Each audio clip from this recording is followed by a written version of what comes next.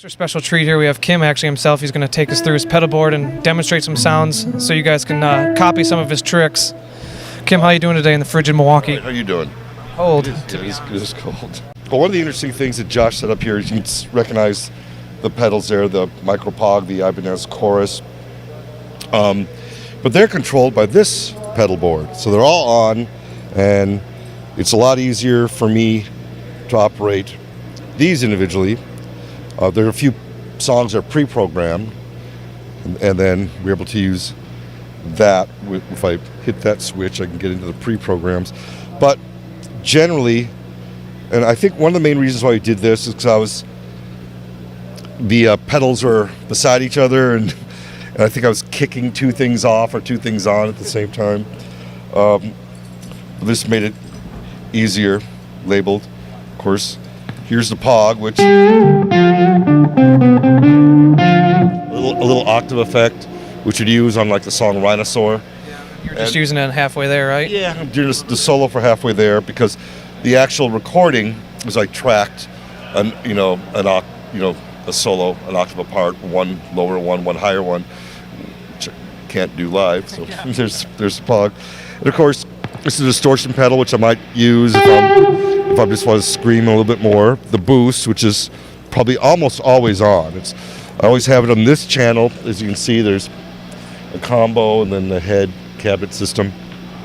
And I always have it on this channel if it's a louder one. I bring it down I just find as we've been going on and on, I rarely ever bring it down. I just keep it on that channel. But I'll kick the boost off if I want to play, And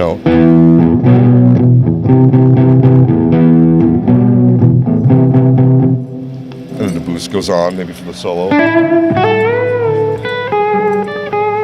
And of course, the wah is always on, so I just get to go over there. That's the independent. That's the two most independent pedals are the wah and this delay.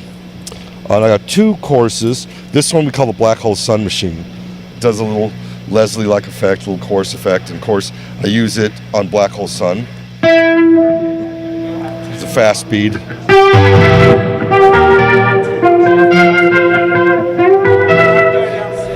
This chorus is a darker one.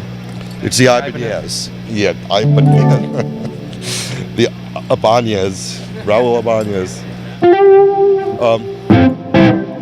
And that I use a lot more in the earlier songs, some drop D songs, like Nothing to Say, Beyond the Wheel, occasionally during Incessant Maze. It has a darker tone to it. It's a little bit creepier.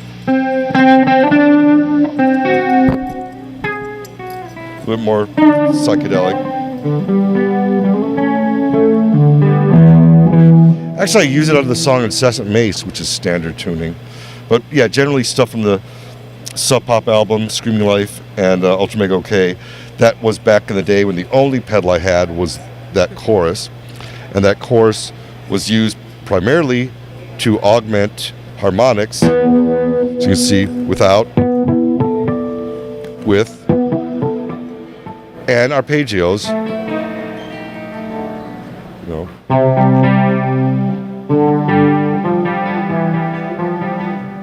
It's a nice little ring to it. And in our early days, that thing would go on for arpeggios and harmonics, and off for all the other.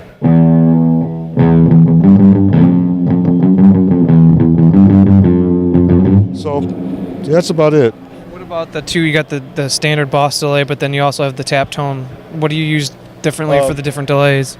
Tap tone is new, and I just kick the delay on for like the song Worst Dreams, and occasionally I just get bored of playing. Every solo I pretty much wing it. It's like I know where I go to on the neck, and occasionally I get bored with going to that same place, so like there's some other run I'll do or some other part of the neck. And because of that, I'll often hit a few wrong notes. It's like, well, I'm tired of being down there. I'm going to go out here. And it's like, whoops, missed something. And it's just the spontaneous, attention deficit problem, I'm sure. And just lately I've been kicking on the delay because I just get tired of going to the wah or whatever, just to change it up, make it a little bit trippier. I play a little bit slower when I have the delay on, obviously, just to create an ambience and a feel, all those different elements you can manipulate. I haven't gotten used to that yet. So Josh usually has it set at a nice tempo, a nice little delay setting for when we do Been Away Too Long. Has a lot of delays that need to be in rhythm. This one I use just maybe 4. It repeats and does a little bit of a backward effect. That's something that could cause a lot of problems for anybody. But it's good in certain trippy situations. And you're not going to play fast with that. You maybe do a couple notes, and when you play them, you're going to play a little bit, I imagine, a little Jeff Becky with some things that sound kind of backwards to begin with so that it works forward. Like this is no fun. Well, maybe it is.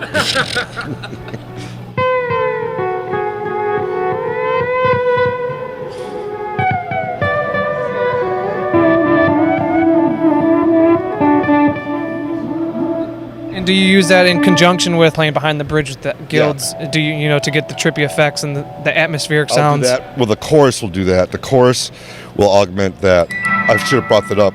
The other reason why I use the chorus, because I've been playing the Guild S100 since I was 18, and the chorus, let's see, there's a microphonic nature to these pickups, so I can blow on them. Well, I have to crank it, which I don't want to do right now because there are people working. Crank it and blow on it. You can hear some of the hum like resonating when I hit the neck.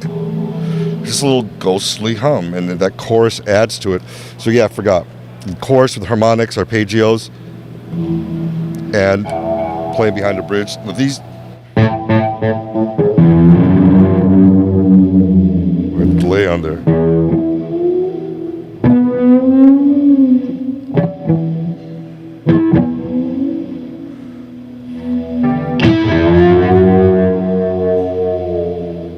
That's great with feedback. If I get feedback on any particular string, there's enough space here that I could do that. And I like that. And I always have. That's why I keep that. This is probably the main reason why I use the S100 is because I can bend my harmonics. I don't need a whammy bar to do it. It's got great keys, those Grovers, and it stays in tune. The stock Grovers. And that's important because of all the weird tunings we use. So it's not sliding out of tune like say a Telly might do, or even a Les Paul. These are some of the, this is great. Besides this being this weird tailpiece harmonic, it can stimulate feedback.